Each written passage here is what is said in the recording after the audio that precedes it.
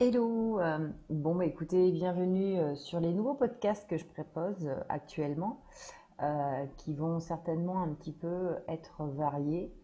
Euh, j'ai proposé déjà un podcast au début un petit peu, on va dire, remise en question sur une existence et des objectifs post-compétition ou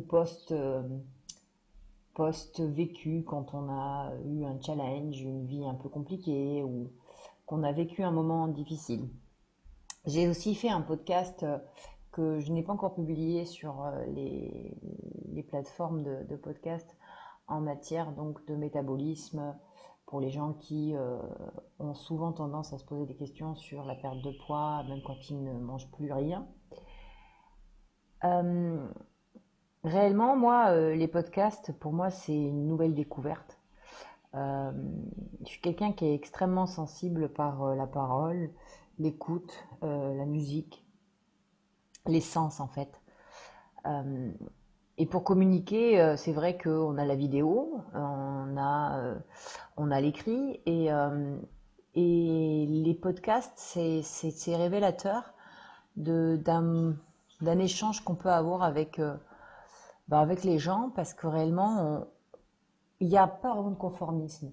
Alors on peut prendre un papier, prendre un stylo et écrire, mais pour moi le podcast c'est un moyen aussi de pouvoir, sans vraiment réfléchir, ou en ayant réfléchi dans des contextes de la journée, échanger avec vous sur plein de choses qui me passent par la tête. Et puis bien sûr, arriver à des commentaires et à des échanges beaucoup plus, on va dire, différents, plus intimes. Parce que vous pouvez venir me parler après en commentaire sur YouTube ou éventuellement en privé. Voilà. Donc, je vais introduire d'autres formes de podcast, certainement dans un format interview, parce que réellement, depuis des années, je m'aperçois que, euh, je m'aperçois que ce que j'aime réellement, au plus profond de moi, c'est de découvrir les gens. Alors, c'est de parler de moi, de ce que j'ai vécu, de ce que je vois, de ce que je sens, des ressentis et puis aussi de m'intéresser à ce que les gens peuvent créer, peuvent prévoir, peuvent faire, peuvent transmettre. Je suis toujours intriguée chaque fois que je rentre dans une boutique comment elle a été pensé, ce qu'il y a comme produit, comment ce produit a été fabriqué, pourquoi cette boutique est placée là, à la limite même l'histoire de cette ouverture de boutique, parce que derrière il y a des gens, il y a des concepts, il y a du travail. Ça peut être aussi, je sais pas, moi je vois mon ostéopathe par exemple.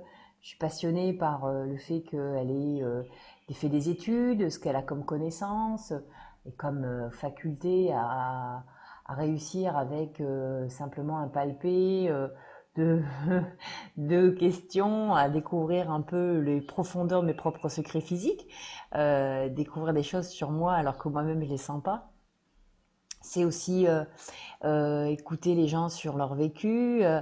Et quand on est en soirée, j'aime savoir comment va la personne. Et c'est pour moi hyper intéressant. Et j'ai été très touchée parce que j'écoutais un podcast de Rudy Koya. Alors pour ceux qui ne connaissent pas Rudy Koya et qui sont pas dans la musculation, c'est quelqu'un, c'est l'ancêtre on va dire, le fondateur même de YouTube, on va dire, de toute la communication Internet sur la matière de musculation. Je vous invite d'ailleurs à aller voir un peu ce qu'il fait sur Superphysique. Il a un site, il a des podcasts, il a une variété innombrable pardon, de moyens de communication, des livres. Et alors, par contre, il a un site internet extraordinaire sur la musculation, sur des questions. Il a un forum, comme il le dit souvent, le plus vieux des forums, le premier forum et celui qui a survécu parce que aujourd'hui les forums de musculation pour les gens qui sont au naturel, il y en a plus. Hein, le forum maintenant c'est un peu comme le 56K en internet. On ne sait même plus que ça existait, les CD, ce genre de conneries. Et il a maintenu ça et c'est merveilleux parce que c'est quelqu'un qui est moderne dans son fonctionnement parce qu'il évolue et il se remet en question. et il est sans cesse à mettre en place les nouveautés, il discute sur ce qui peut se faire, et puis en même temps, c'est quelqu'un qui maintient l'ancien, qui a fait un fervent des années 2000, 90, 2000 sur la musculation, sur les principes les plus basiques, et qui sont remis en question aujourd'hui par des conneries, comme on dit, d'Internet, où on te donne des secrets inégalés, non dévoilés, alors que c'est des conneries, hein, clairement. Le b.a.-ba, des fois, c'est comme apprendre la lecture avec des nouvelles méthodologies. Il y a des fois où une lettre, c'est une lettre. L'alphabet, il faut l'apprendre et il faut arrêter de trouver des moyens techniques compliqués. Donc, ce Rudy Koya, il partage des super podcasts. Alors, des gens qui font des super podcasts, j'en ai des milliers. Mais lui c'était assez amusant parce que j'écoutais un de ses derniers podcasts dans lesquels il parlait en fait du fait que, en fait, il y avait une statistique, alors je ne sais plus où est-ce qu'il a sorti cette étude, mais une des dernières études qui montrait qu'en fait, dans nos conversations, 70% de notre conversation était basée à parler de quelqu'un d'autre. En gros, les conversations entre nous, dans les familles, entre amis, étaient réduites à tu as vu ci, elle a fait ça, machin chouette et truc muche, et pas du tout à parler de soi. Alors, je pense qu'aujourd'hui, clairement, et je suis assez d'accord avec lui, on a un gros problème avec le fait de parler de soi, d'être comme un complexe de se surestimer peut-être vis-à-vis des autres et de devoir absolument aller critiquer ce qui se fait chez Tartampion et Chouette Chouette, comme si que la vie des autres était plus importante que la nôtre. Et je m'aperçois, et maintenant que je fais le tour dans ma tête, que les conversations que j'ai des gens qui me sont les plus proches ne sont jamais orientées sur moi ou sur les gens de ma famille ou de mes amis. C'est vrai que souvent, quand je suis en réunion de famille, réellement, ce qui nous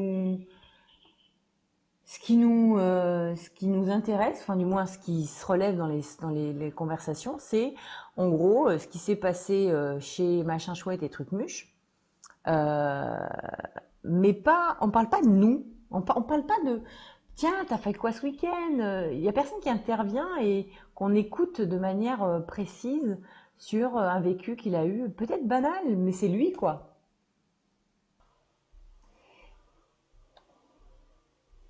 Ce qui m'intéresse aujourd'hui, c'est surtout de pouvoir quelque part me dire, voilà, en en arrivé là, aujourd'hui, quand je suis avec ma famille, quand je suis avec les gens qui m'entourent, je me sens pas réellement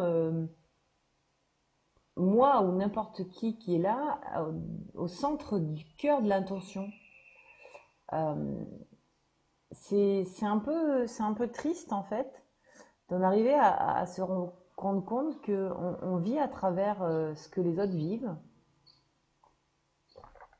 On vit à travers les problèmes des autres, les emmerdes des autres, le meilleur des autres, mais on ne vit pas à travers les gens qu'on aime et soi-même. Euh, Quand je parle de moi, quand je parle de ce que j'ai vécu, j'ai tendance à être très mal à l'aise. Ou alors, quand je fais ça, j'ai l'impression que la personne en face, ça l'emmerde, quoi. Réellement, c'est pas l'actualité hyper intéressante, après tout. Bon, ce que j'ai vu ce matin, la boutique que j'ai visitée, le taf que j'ai fait, le dossier que j'ai ouvert, le nouveau client. Et encore, tout ça, c'est même pas moi. Si je dois expliquer quelle a été l'écoute du podcast que j'ai fait, ce que j'ai lu ce matin, le livre qui berce mes soirées, j'ai l'impression que ça intéresse personne en fait. Et c'est vachement chiant parce que je me dis, mais en quoi consiste notre vie ici si c'est toujours pour parler des autres, quoi. Alors, on peut parler des autres pour faire découvrir des choses, c'est pas le souci. Mais je veux dire, moi, ce qui m'intéresse, c'est de découvrir la personne. Si demain je fais un podcast interview, et d'ailleurs, je vous invite à continuer à me suivre parce que ça va être certainement des podcasts beaucoup plus intéressants encore que celui que je suis en train de faire là, parce que là, c'est vraiment un petit podcast histoire d'échanger sur une problématique de conscience. Euh, Réellement, ce qui m'intéresse, c'est de savoir ce qu'elle fait, qu'est-ce qu'elle a vécu, les 1000 vies dans une vie, parce que les gens qui nous entourent, on a l'impression que c'est uniquement les stars qui ont des vies extraordinaires, mais les personnes en elles-mêmes, chacune des personnes a quelque chose à raconter. Moi, je m'en fous de savoir si qui n'est pas là, qui n'est pas autour de la table, si elle ou machin chouette a fait ça. Ce qui m'intéresse, c'est de savoir ce que cette personne qui est autour de ma table a vécu ce week-end. Quels sont ses problèmes, qu'est-ce qu'elle a pu voir, ce qu'elle a pu aimer. Découvrir la personne, en fait.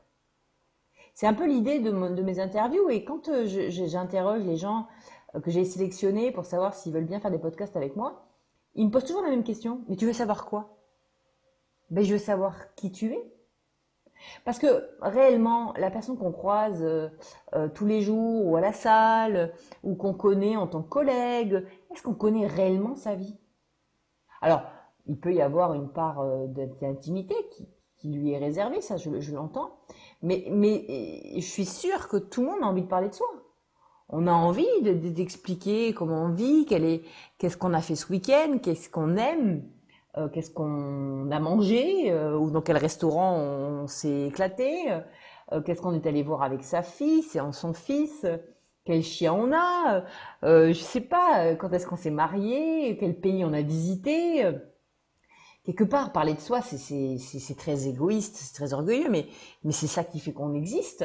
Parce que bon, parler des autres, de machin, la voisine, etc., c'est complètement.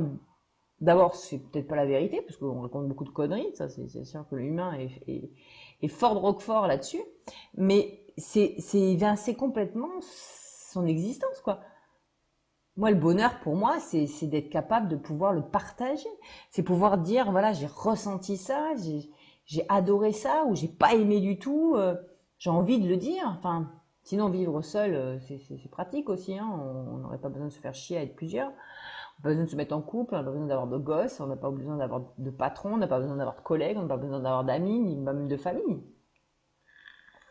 Si réellement, la seule chose qui nous maintient, c'est de parler de ce qui se passe chez le voisin, quelque part, c'est d'une tristesse. Enfin, moi, j'avoue que j'ai du mal et je me rends compte que les gens qui m'entourent sont comme ça. C'est triste. Et c'est pour ça que je suis un peu à l'ouest, parce qu'en fait, je me rends compte aussi que quand j'ai envie de parler de quelque chose que j'ai vu ce week-end, quand j'ai envie de savoir si Tartampion va bien, en fait, personne n'en a rien à foutre.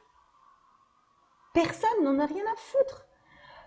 Les gens sont presque à vous écouter un peu par obligation, si la conversation s'arrête sur vous, s'il n'y a plus de bruit. Mais si on s'arrête simplement à une personne qui dit, bah ouais, regardez, ce week-end, j'ai fait ça. Mais les trois quarts du temps, les autres commencent à parler d'autre chose.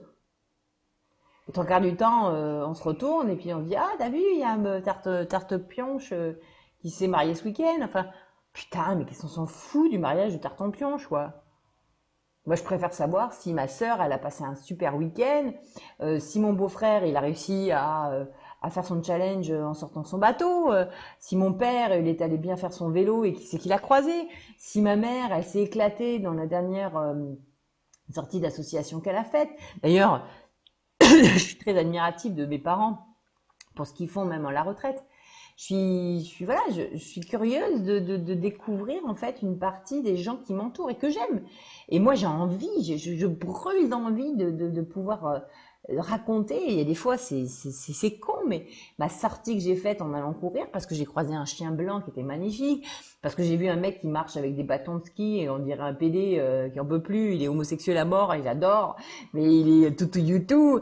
Voilà, c'est ça que j'ai envie de leur dire que j'ai compris un mécanisme sur la mélatonine et les hormones aujourd'hui. J'ai envie de dire que j'ai aidé une personne à créer une société parce que bon bah j'ai un monde de juristes pour lesquels je fais pas plus de passion, ça c'est sûr, j'ai plus de passion là-dessus, mais qui me permet de vivre et de manger. Et voilà, j'ai envie de dire, ah ouais, ce matin j'ai fait une demi-heure de plus de vélo, alors que je suis une quiche en vélo. J'ai envie de raconter que ma fille, elle m'a fait des super dessins et qu'elle dessine, putain, super bien, qu'elle est allée voir un orthophoniste et qu'elle va bien, qu'elle est en bonne santé. C'est tout ça que j'ai envie de raconter. J'ai envie de dire aux gens et d'expliquer aux gens pourquoi faire du sport c'est super, comment se remettre à faire du sport, des activités, quels sont les petits bonheurs, les plaisirs, comment bien manger, comment se plaire, parce que quelque part on va toute notre vie vivre dans ce corps et dans ces emmerdes. Les emmerdes, on en a tous les jours. On prend la voiture, on a un con qui nous klaxonne. Moi, je prends encore le vélo. J'ai des abrutis qui me font chier parce que je mets pas ma main, mais je suis au moins à 3 mètres d'eux et j'arrive pas à pouvoir me caler parce qu'il y a des cons qui se garent à des endroits où il faut pas se garer. Euh, voilà, j'ai des emmerdes, on en a tout le temps. J'ai mon banquier qui m'appelle parce que évidemment je rentre jamais assez d'argent. J'ai voilà des emmerdes quoi, des emmerdes que n'importe qui peut avoir. Ou si c'est pas des problèmes de fric, c'est des problèmes de cœur. De toute façon, ça fait partie de la vie. Et et en fait, ben je me rends compte qu'en faisant mes stories, en parlant de moi, les gens sont hyper intrigués. Ils regardent, ils likent, ils adorent, mais ça veut dire que quelque part ils vivent à travers quelqu'un d'autre. Ils vivent à travers quelqu'un d'autre. Et quand je regarde leurs stories, elles sont basées sur alors ça aussi je le fais, mais pour communiquer. Mais eux, c'est le podcast de Trucmuche. Regarde elle comment elle est en photo, regarde tel produit. C'est jamais parler d'eux, quoi. On voit 3 photos sur la plage. Alors c'est vrai qu'il faut pas être orgueilleux, égocentrique, mais ne serait-ce que de parler de soi, de ce qu'on ressent, de ce qu'on aime. Combien font des stories sur ce qu'ils ont vu dans une boutique, les derniers cadeaux qu'ils se sont achetés, à part les influenceuses de merde qui font ça pour gagner de l'argent. Euh,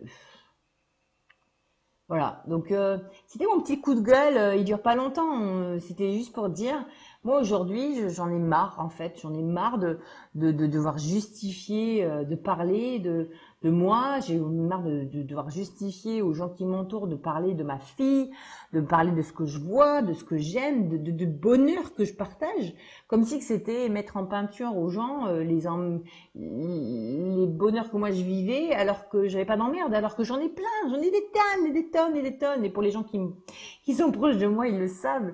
J'en ai une chier tétra plus 15, mais ce que j'ai envie de communiquer, ce que j'ai envie de partager aux gens, c'est mes emmerdes et mes bonheurs. C'est pas toujours noir, c'est pas toujours négatif, quoi. Et c'est un phénomène humain que de vouloir se projeter dans la vie des autres ou de parler des autres. Et, euh, et ne pas considérer et ne pas s'intéresser à ce que les autres font de plus proche de nous, hein, je parle. Et on s'intéresse à la voisine, mais pas à son meilleur pote ou à son frère ou à son oncle dans un repas. Voilà. Donc ça c'était mon coup de gueule. Alors je sais pas si je le posterai, je sais pas ce que j'en ferai, mais c'est le ressenti que j'ai eu en écoutant le podcast de Rudy Koya et j'ai tout à fait compris à 100% ce qu'il voulait dire. Du coup, j'espère que ce podcast vous apportera des choses positives. Peut-être qu'il vous fera quelque part réagir. Et j'espère qu'il vous fera réagir, que vous serez d'accord ou pas avec moi, que vous aurez envie de parler de vous et de raconter votre vie ou de dire que non, vous estimez que ce qui est intéressant c'est de s'intéresser aux autres qui ne sont pas autour de vous au moment où vous en parlez. Je ne sais pas. Donnez-moi votre avis et puis surtout votre ressenti en commentaire, que ce soit sur YouTube, en MP, en story ou vous-même, même taguez-moi s'il faut, que je puisse avoir une information concrète et que je puisse communiquer avec vous de justement ce que vous ressentez pendant que moi je vous raconte ce que moi je ressens. Voilà. Et au prochain podcast, que ce soit sur un sujet diversifié comme tel, sur la pensée, le développement personnel ou ce que je vois, et ou peut-être sur un interview si d'ici là j'ai réussi à avoir quelqu'un à interviewer puisqu'on est en train de s'organiser pour ça. Voilà, je vous souhaite une très très belle journée, très belle soirée, très belle nuit, quoi que vous fassiez, où que vous soyez. J'espère que vous allez bien et si ça ne va pas, je suis sûre que ça ira. Bonne journée ou bonne soirée.